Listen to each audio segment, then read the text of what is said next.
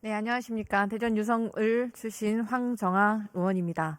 조규홍 보건복지부 장관께 질의드리겠습니다. 네. 네, 장관님. 최근 국민의힘 연찬회에서 이주호 사회부총리가 전공의를 복귀시킬 보관이 있냐는 질문에 6개월만 버티면 우리가 이긴다고 말씀하셨습니다. 알고 계시죠? 그거는 부총리께서 잘못된 보도다라고 해명을 내신 걸로 알겠습니다. 알고 있습니다. 마치 그 말을 들으면 마치 국민의 생명을 볼모 삼아서 전쟁이라도 벌이고 있는 듯한 윤석열 정부의 저열한 인식에 또 한 번 경악을 금치 못하겠습니다. 논란이 되자 정부는 의사를 대상으로 한 것이 아니라 의정 간 대화와 소통을 강조한 것이라는 얼토당토하는 변명을 내놓았습니다. 그럼 의사가 아니라 국민을 이긴다는 뜻입니까? 이 무슨 해괴망측한 변명입니까? 의원님 그렇게 말씀 안 하셨다고 부총리께서 해명 자료를 내셨다고 말씀드렸습니다. 네, 알겠습니다. 장관님, 의사는 의료 개혁의 동반자입니까? 아니면 윤석열 정권이 말하는 반국가 세력입니까? 동반자지 어떻게 반국가 세력이 되겠습니까? 의사들이 의료 현장을 떠나서 고통받는 국민들 그리고 아무런 말도 듣지 않으려는 독선적인 윤석열 대통령을 비판하는 사람들은 반국가 세력입니까? 아니라고 말씀드렸습니다. 네. 윤석열 정권의 막가파식 정책에 어느 하나 반기라도 들면 즉시 타도의 대상이 되는 것 같아서 정말 안타깝습니다. 윤석열 대통령이 최근 기자회견에서 비상진료 체계가 원활하게 가동되고 있다라며 의료 현장에 직접 가보라라는 황당한 발언을 내뱉었습니다. 보건복지부도 응급실의 99%가 운영되고 있다며 의료 붕괴 우려할 사항은 아니라는 현실과 한참 동떨어진 말을 내뱉었습니다. 정부가 이렇게 현실에서 눈을 돌리니 국민의 불안감만 증폭되고 있습니다.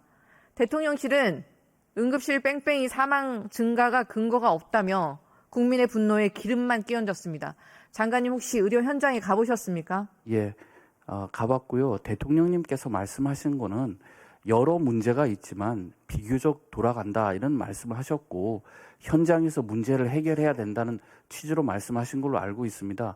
그리고 복지부가 병상 숫자뿐만 응급실 숫자뿐만 아니라 병상 숫자, 그다음에 응급실에 오시는 환자분, 그리고 응급실에 알겠습니다. 근무하는 전문의 숫자도 그런데 매일 윤석열 발표하고 대통령이 분명히 있습니다. 아무런 문제가 없다라고 말씀하시지 않으셨습니까?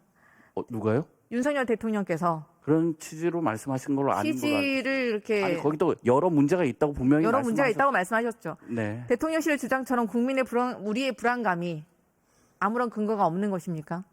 대통령실이 정말 국민을 조롱하는 듯한 발언을 한 직후에 강원대 병원마저 응급실 성인 전역 진료를 중단했습니다. 아십니까? 네, 알고 있습니다.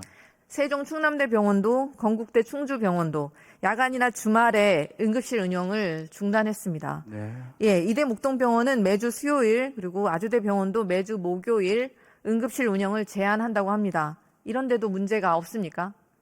저희가 어제 브리핑할 때도 어려움이 있다고 분명히 말씀을 드렸고요.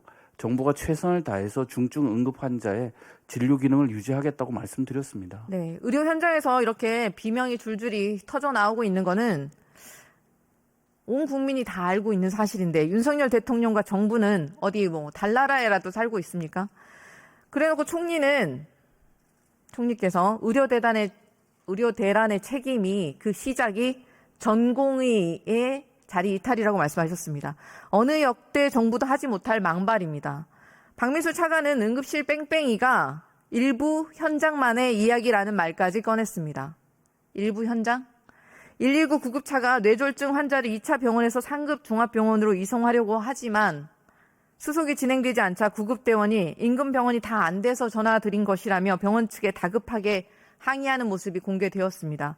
그리고 뇌혈전 의심 중학생은 의사가 없어서 응급실에서 12시간을 대기해야만 했습니다. 40대 임산부는 1시간 동안 병원 26곳을 거절해서 결국 구급차에서 출산을 했고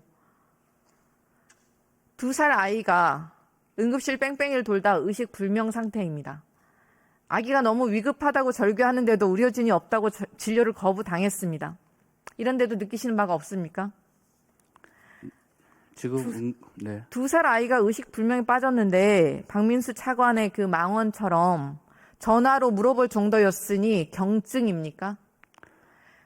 제가 그 박민수 차관의 그 인터뷰 내용을 제가 정확하게 알지는 못하는데 지금 우리가 경증이라고 하는 거는 이제 그 병에 따라 가지고 그 증상이 다르게 나타날 수 있기 때문에 환자분들이 아닙니다. 응급 의료기관에 가시면 의료진들께서 케이타스라고 하는 그 예, 분류 기준에 알겠습니다. 따라서 분류를 해드릴 겁니다. 국민들께서 불안해하고 계시는데 윤석열 정부 대통령의 오만과 독선 그리고 무능과 무책임을 감추기 위해서 어디까지 추락할 생각입니까?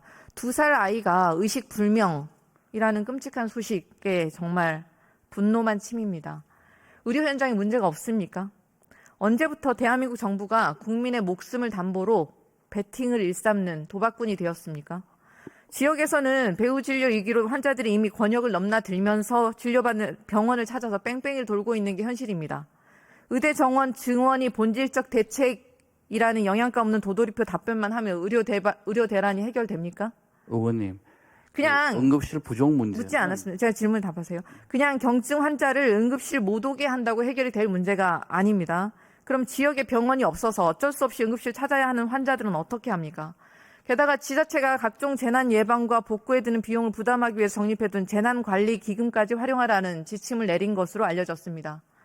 대통령은 아무런 문제가 없다고 하는데 재난 상황에서야 꺼내는 그 쌈짓돈을 쓰라고 하는 게 무슨 궤변입니까?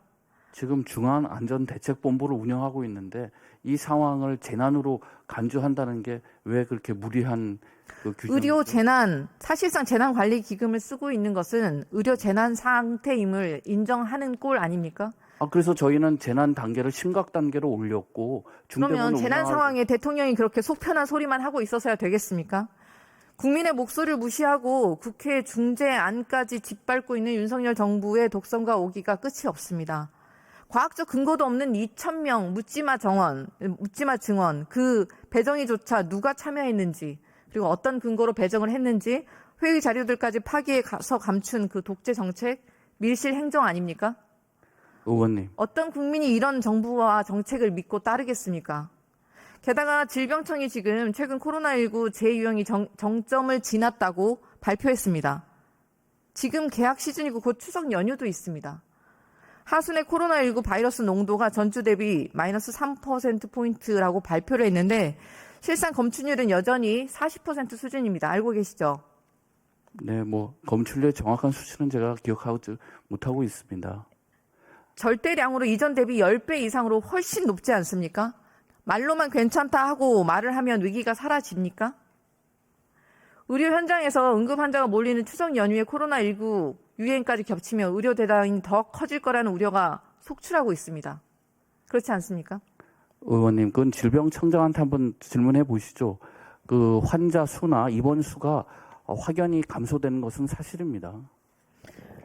네, 의원님, 저희가 다층적인 감시 체계를 운영하고 있고요. 입원 환자뿐만이 아니라 또 그 하수 감시, 또 병원체 감시를 다 수행하고 있는데 모든 감시 체계에서 그 수치가 떨어지는 것을 저희가 과학적으로 분석해서 발표하고 있는 겁니다. 현장에서의 체감과는 너무나 동떨어진 아니라는 상황 판단이라고 생각이 들고요. 그렇지 않습니다, 의원님. 저희가 정확하게 다 분석해서 발표한 건데 그거 확실히 보시고 말씀하십시오. 네, 맞습니다. 숫자는 보고 있고요. 실상 검출률은 여전히 40% 이상이지 않습니까? 그래서 본인보다 중증인 분들에게 응급실을 양보하라라는 게 무슨 대책입니까? 응급실은 아무런 문제도 없다라는 말만 반복하는 정부를 보면서 코로나19 재유행에 대한 대응은 물론이고 의료 붕괴 사태를 어떻게 막을지 의원님, 정말 막막하기만 답변할 합니다. 시간을 좀 주시겠습니까? 답변하시겠습니까? 예, 정부가 아무런 문제가 없다고 말한 적 없고요. 네, 문제가 있지만 최선을 다하겠다고 말씀을 드렸고요.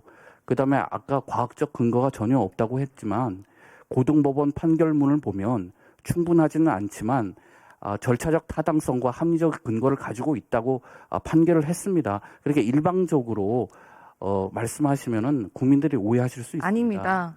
여전히 그럼에도 불구하고 코로나 바이러스 농도도 여전히 수치는 그대로 있고 그리고 과학적 근거가 없다고 하지 않았고 여전히 존재한다고 그러한 위기는 여전히 존재한다고 의대 말씀드렸고요. 정원과 관련해서요. 네네 알겠습니다.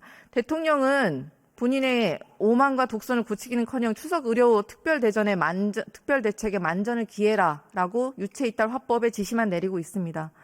윤석열 대통령이 국민의 생명을 책임지는 게 국가의 의무라고 지속적으로 강조해 왔습니다. 오만과 독선의 국정으로부터 국민의 생명을 헌신짝처럼 버리는 무도한 정권에서 벗어나길 바랍니다.